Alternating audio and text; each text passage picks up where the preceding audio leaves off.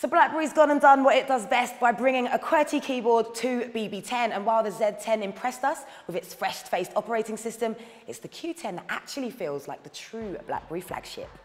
It's instantly recognisable as a BlackBerry dominated by a 3.1-inch display, which sits on top of BlackBerry's iconic keyboard, complete with a solid build quality that matches the Z10. At just over a centimetre, the Q10 isn't exactly slim, but it sits comfortably in the hand and is great for one-handed use. Its back is covered in an attractive patterned glass weave material that's smooth and great for gripping and makes the Q10 slightly tougher than your average smartphone too.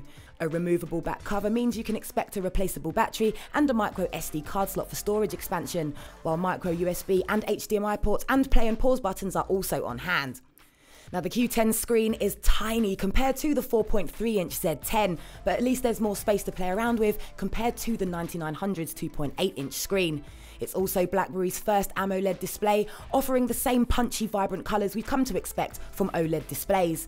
Its 720p resolution easily bests the Z10 when it comes to brightness and outdoor visibility, but you'll still have to zoom in to read text, which is easily crisp enough to read without straining, especially with the handy reader mode, which lets you resize text.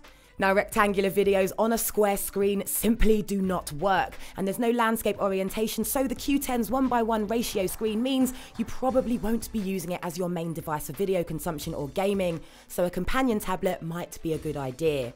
The BlackBerry Q10 packs the same 1.5 GHz dual-core processor and 2 GB of RAM as the Z10, which means smooth menu transitions and slick gestures without tripping up.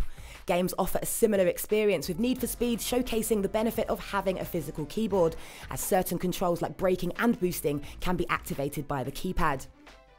Now the Q10's 8-megapixel camera is quick to start up, and being able to use the space key or volume keys as a shutter button is definitely a bonus.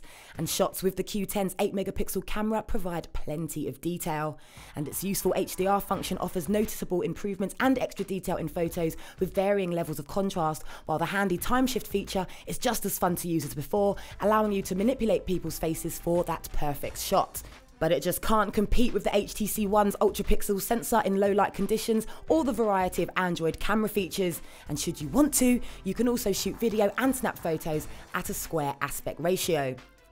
Now the slightly updated XOS offers up the same awesome gestures as seen on the Z10, like flicking up to reach the home screen, to the right for apps, and to the left for the unified Blackberry Hub.